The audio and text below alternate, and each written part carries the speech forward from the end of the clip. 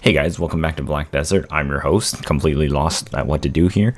Welcome to the Kunoichi's Rabam guides here. And today, and also probably some extreme tactics. It'll be a very short video. Basically, this is only to go over the two Rabam skills. For the two Rabam skills, I picked Sinew Cut basically because of the damage and the displacement that the skill provides. Oni Shadow does have better positioning tactics for stealth, which allows you to use Ghost Step while you're invisible. Unfortunately, though, I don't really use this one that often, and I feel like you should be more geared. But then the positioning for PvP purposes is very nice. But however, Sinew Cut I find has more uses in both PvE and PvP. But if you're taking the Oni Shadow, getting into position behind somebody in stealth is extremely quick with that. But the displacement from Sinew Cut is much faster and also does pretty strong damage as well. For a second Rabam skill, I took Heart Snatch because it's also like an instant burst. It's basically, I call it the Shuriken Shotgun. I don't really call it Heart Snatch because it really is like a shotgun of shurikens right on the spot in front of you, and also instant displacement as well. I switched this away from the Assassin's Trail because the Assassin's Trail does pretty much almost equivalent damage. But the other thing why I took Assassin's Trail is the debuff of move speed is also much easier to land than it is to try and land Dance Macabre on somebody, because this is rather slow and sometimes I always just teleport in past somebody instead, whereas Heart Snatch is like instant snap skill, so it's more reliable. The Assassin's Trail is a bit slower. I did use it at first, but then because of so much desync or like large scale PvP, I found that like the move back slow is a bit slower than what I'd like, but then it does leave a trap on the floor. I just probably don't really know how to use it yet, but the other thing is a skill point issue as well. As you're leveling up, I assume most players probably won't have enough points to spec everything into Black Moonlight unless you focused on it. So you probably will have Ninja Evasion and Heart Aiming far more before you'll get a full Black Moonlight tree up to like the 5th level here to learn Heart Snatch. So, you know, give or take, depending on what you do. The damage between the two skills is almost equivalent. I've tested it a few times. I haven't seen really much of a difference. The Assassin's Trail is more of a defense skill, and if you can land the stun is nice, but Heart Snatch is an instant shotgun and knocks them down too, so that's the other thing. Kuno already has a lot of stun skills and stiffness, so I figured another stiffness wouldn't really another stun wouldn't really do too much to help the character's skill sets, because most of the time it's either floating or stun stiffness is the main amount of attacks that you get. So spin to win is a big skill that all Kunos use, and that's basically stun and stiffness. Chain crash is a stun, so I didn't really find a point to pick up another stun. Those are my main reasons for picking these two skills. So now in terms of the more advanced tactics or whatever, or extreme tactics, I would say. This was obviously discovered on stream. I just never got around to using it, or I was too lazy to improve myself. Also, quick slot both your Rabam skills. They do allow activation in Awakening rather than using the inputs of Shift Z and Shift X, because it doesn't let you do that. You can use also Tendon Cutter as well. I have it as 4-3-2 because Tendon Cutter will let you go from there and from Awakened, and if you do block jump in Awakening, you can make more of a displacement distance if you go backwards. That's one of the main reasons why I spec block jump, whereas in pre-Awakening you don't really go anywhere when you block jump backwards. There's barely of a distance. And some people have Ninja Evasion locked because of the back jump. You don't want to. Again, that's like a timing issue. You don't want to go until the point where you where you jump up into the air. You just want to do a backflip and then quickly let go.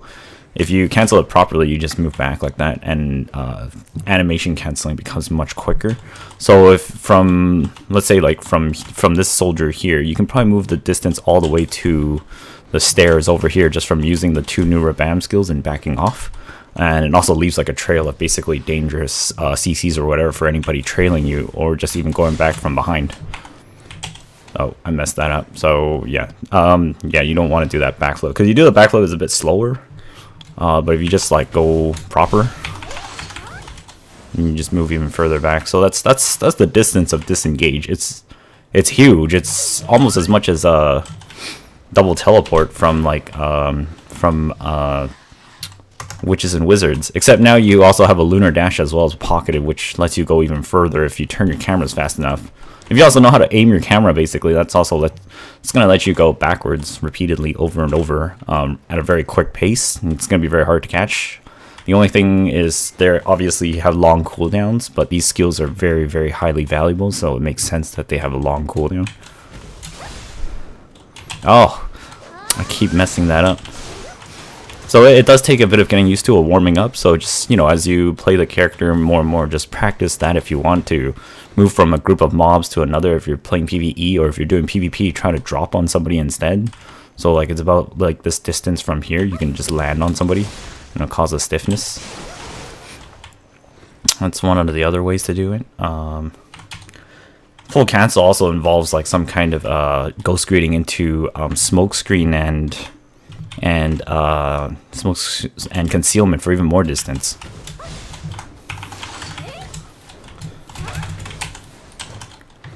As you can move a very huge burst of movement as a Kuno now because of the 2 extra Rabam skills.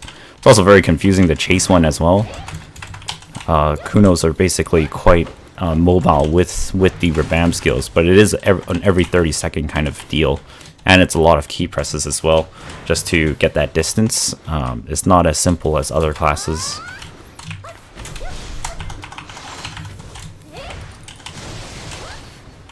Alright, so that's pretty much a disengage just tactic there.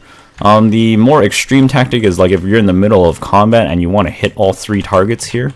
Like all 3 targets here is possible. You just have to react really fast with mouse movement here. So you can probably boomerang a shot out like that, or 360 spin if you can click fast enough around your character.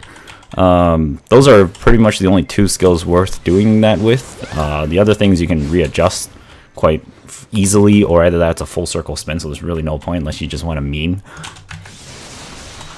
And yeah, you can pretty much go 360 with I'm pretty sure, I don't know if that's intended, but I mean it's possible. Everybody has the option to do that, so it makes certain skills not so haphazard, especially like Lunatic Discus, because it only shoots in a straight direction unless you use mouse movement to boomerang curve it.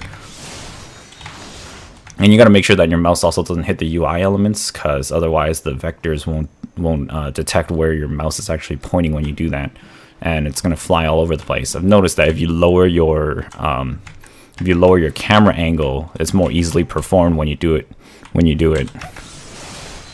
Except you might drag your minimap like that and move around. So it does take a lot of practice, and you're gonna have to like flicker your control button to activate your mouse on and off in the span of like less than a second.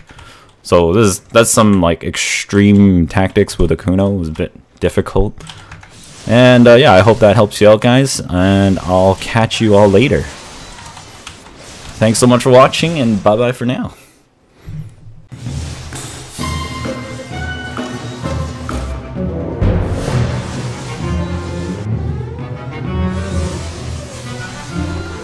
Get him! Hit! Lily, come here. No, I'm fine. I got the Kyrandis. I'm so tired. Oh, PA. Geek in the left corner fighting the GM of Esper's Kyrandis. Go! Oh god. Our camera's going, he just tries to go backwards, and then he tries to iframe it, get this stiffness, he tries to spin in. Oh no, he doesn't get anything from that. He's just kind of backlining his time, looking for an opening. He gets it, he gets the knockdown, goes absolute jackal damage though, and then kind of picks himself up. I'm like playing like a fucking potato right now. And then he tries to go for the stun using his boomerang kill, but he doesn't get anything. Kind of just hit the knockdown with his boomerang blade, but then Deke tries to go for knockback, that's high frame. And then Kyrandis flashes back. Oh, fucking hell! Deke gets caught, he gets grabbed, Kyrandis goes behind him, gets the knockdown. Doesn't quite manage to finish him off. He's trying to go for the chase, trying to finish him off. What? That's the knockdown, but then he goes in and then he tries to do that again, but then he doesn't quite get Oh, just started. I gotta. He's gonna bleed out, and there's not a pops a potion just in time, and he manages to cut back slightly. Tries to look for an opening, but he's quite unlucky. There's fucking in. I'm playing like a fucking potato. Couldn't damage. play.